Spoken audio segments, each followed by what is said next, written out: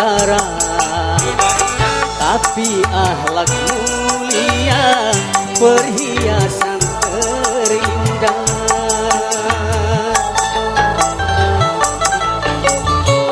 Pakaian ini setelan jas dasi, tapi budi pekerti, pakaian yang sejati.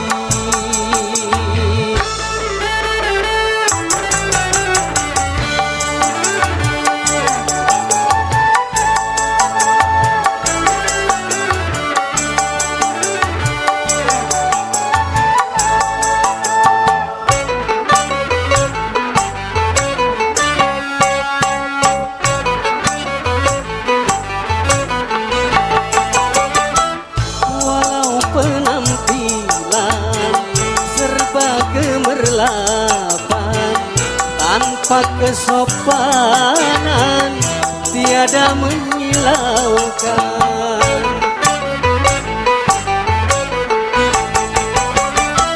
Walau yang dipakai serba luar negeri, kalau asam budi tak menarik hati, seperti masakan yang kurang garam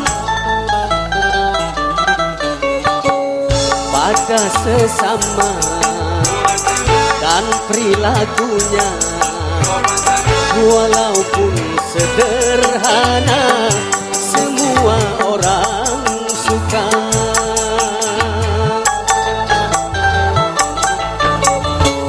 Emas permata dan mutiara, tapi akhlak mulia, perhiasan terindah.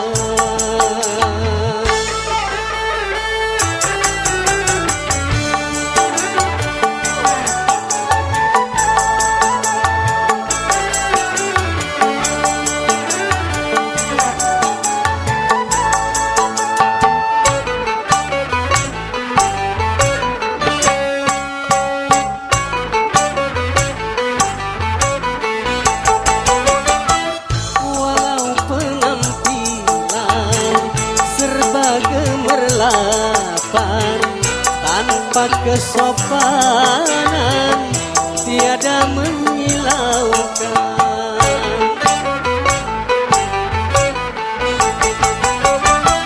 Walau yang dipakai serba luar negeri, kalau asam budi tak menarik hati, seperti masakan yang kurang garam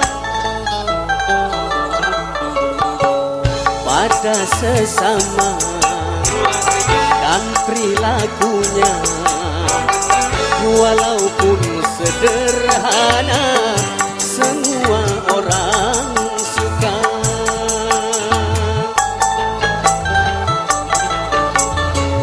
Emas permata dan mutiara, tapi akhlak